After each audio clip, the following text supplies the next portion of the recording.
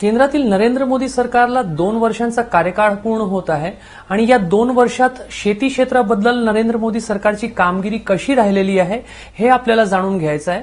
आपल्यासोबत भारत सरकारचे माजी कृषी आयुक्त डॉक्टर चारुदत्त माई आहेत।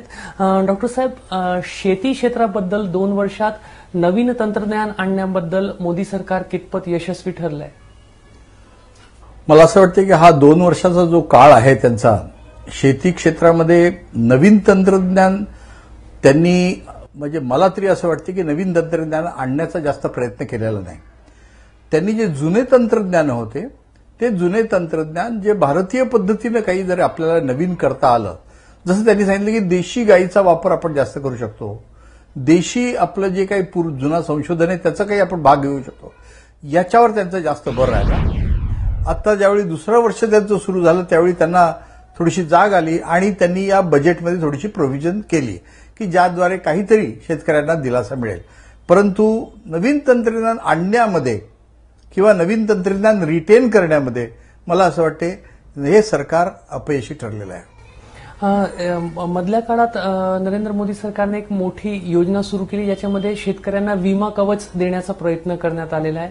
ती योजना कितपत प्रभावी वाटते आणि त्याचा खरोखर परिणाम दिसू लागले आहेत का आणि भविष्यामध्ये फायदा होईल का? यूपीए सरकारने किंवा अगोदरचे जे काही आपण प्रयत्न केले होते त्यामध्ये शेतकऱ्यांना काही जास्त असा लाभ किंवा फायदा होत नव्हता, म्हणून त्या इन्शुरन्स स्कीम आपण जास्तीत जास्त 15 ते 20% शेतकरी अवलंबत होते। परंतु ह्या पीक योजनेमध्ये त्यांनी फार मोठी स्टेप अशी घेतलेली आहे की तुमचा इन्शुरन्स तुम्हाला जागच्या जागी मिळेल आणि तो इन्शुरन्स जर यील्ड येत नसेल तर तुम्हाला सर्व्हे करण्याची गरज नाही राहणार। तुम्ही स्वतःच त्यांचं असेसमेंट करून सरकारला तुम्ही व्हिडिओद्वारे किंवा तुमच्या मोबाईलद्वारे पाठवू शकता आणि तुम्हाला ते असेसमेंट ताबडतोब मिळू शकते। मला असं वाटते की या सरकारची सगळ्यातली मोठी उपलब्धी 2 वर्षातली जर कोणती असेल तर ती पीक विमा योजना आहे आणि त्याच्याबद्दल मी त्यांचं जरूर कौतुक करेल, कारण ही एक अत्यंत महत्वाची स्टेप मी मानतो। जीएम बियाण्यांसंदर्भात नेहमी चर्चा होत असते, तर याबद्दल मोदी सरकारचा कार्य कसा आहे? जीएम बियाण्यांसंदर्भात लक्ष दिलं जात आहे का? मला असं वाटतं की जसं तुम्ही पहिला प्रश्न विचारला की नवीन तंत्रज्ञान आणण्यामध्ये या सरकार मी जसं सांगितलं की अपयशी ठरलं, तसंच जीएम तंत्रज्ञानाबाबतीत यांचं एक काहीही धोरण जे काही एक निश्चित करायला पाहिजे ते आपण ठरवले। राधा मोहन सिंग सारखे ज्यावेळी मंत्री आहेत त्यांना देशामधल्या अॅग्रिकल्चरची माझं म्हणणं की काहीही कल्पना नाही आणि म्हणून पुष्कळ वेळा काही ज्या स्टेप्स त्यांनी घेतलेल्या आहेत त्या बरोबर वाटत नाही। नरेंद्र मोदी सरकार एका बाजूला म्हणते की आम्हाला या देशामध्ये इन्व्हेस्टमेंट पाहिजेत आणि हे आमचे राधा मोहन सिंग सारखे या अॅग्रिकल्चरमध्ये म्हणतात की आम्हाला हे नको, ते लोक अशानं चालणार नाही ना। तुम्हाला सगळी कॉम्पिटिशन या देशामध्ये इन्व्हेस्टमेंट अॅग्रिकल्चरमध्ये करावी लागणार आहे आणि नवीन तंत्रज्ञान म्हणा, जीएम तंत्रज्ञान म्हणा, याचा उपयोग करायला पाहिजे। देशामध्ये अनेक राज्यांमध्ये दुष्काळी परिस्थिती आहे, महाराष्ट्रामध्ये भीषण दुष्काळ आहे। दुष्काळ हाताळण्याच्या बाबतीत मोदी सरकारचं कार्य कसं आहे, काय तुम्ही त्याचं विवेचन कराल? मी म्हणेल की हा 2 वर्षाचा जो दुष्काळ पडला हा अर्थात हा थोडासा बऱ्याच बाबतीमध्ये आम्ही त्याला म्हणू की हा मनुष्य निर्मित आहे। पूर्वीच्या ज्या काही आमच्या पॉलिसीज होत्या त्या पॉलिसीजमध्ये जलसंधारणाचे जे कामं व्हायला पाहिजेत होते ते कामं न झाल्यामुळे आज आम्हाला या दुष्काळाची चटक बसते। तर मला तरी असं वाटते की दुष्काळ योजना ज्या काही आपण झाल्यात याच्यामध्ये काही राज्यामध्ये महाराष्ट्र राज्यासारख्यांनी चांगलं काम केलंय, परंतु काही राज्यामध्ये मला तरी असं वाटते की थोडंसं आपण याच्यात त्रुटी राहिलेल्या आहेत। शेतकऱ्यांना फील गुड फॅक्टर नाही आहे अशी चर्चा होत असते।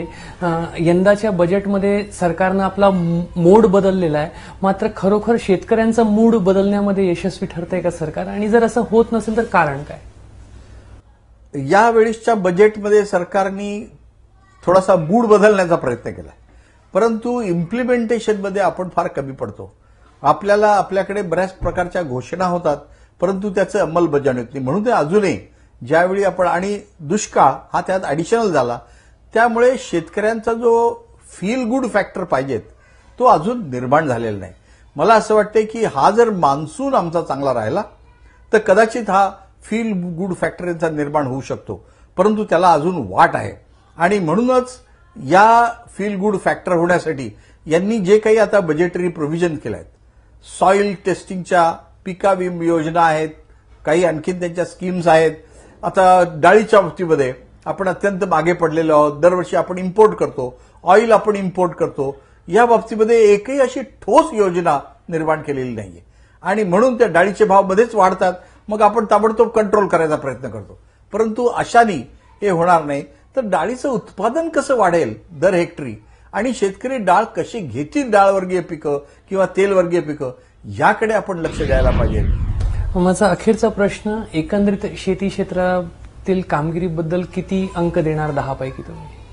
मी आताच पहिल्यांदा सांगितलं तुम्हाला की मी या मोदी सरकारकडनं आम्हाला भरपूर अपेक्षा आहेत. 2 वर्ष काही जास्त काळ नाही. 2 वर्षाच्या काळामध्ये त्यांनी दुसऱ्या वर्षामध्ये काही स्टेप्स चांगल्या घेतलेल्या आहेत, परंतु अजूनही मला असं वाटतं की याच्यात फार मोठी सुधारणा होऊ शकते आणि मी 10 पैकी फक्त अजूनही 4 अंक द्यायला तयार आहे. याच्यावर मी या सरकारला देत नाही, कारण यांचे जे धोरण आहेत हे आज एक धोरण आहे, ते उद्या विथड्रॉ करतात. तर 2 वर्षांची कामगिरी मोदी सरकारने केलेली आहे, मात्र कृषी क्षेत्रातील जे तज्ज्ञ आहेत, डॉक्टर चारुदत्त माई ज्यांनी भारत सरकारसोबत कार्य केलेलं आहे, ते 10 पैकी 4 अंक द्यायला तयार आहेत. आणि अत्यंत महत्वाची बाब त्यांनी समोर आणलेली आहे की धोरणात जी एकवाक्यता असायला हवी, सातत्य जे असायला हवं, तो कुठंतरी दिसून येत नाहीये आणि त्यामुळे मोदी सरकार प्रयत्न जरी करत असलं तरी त्याचे फायदे समोर दिसून पडत नाहीये. कॅमेरामॅन अतुल हिरडेसह रजत वसिष्ठ, एबीपी माझा, नागपूर.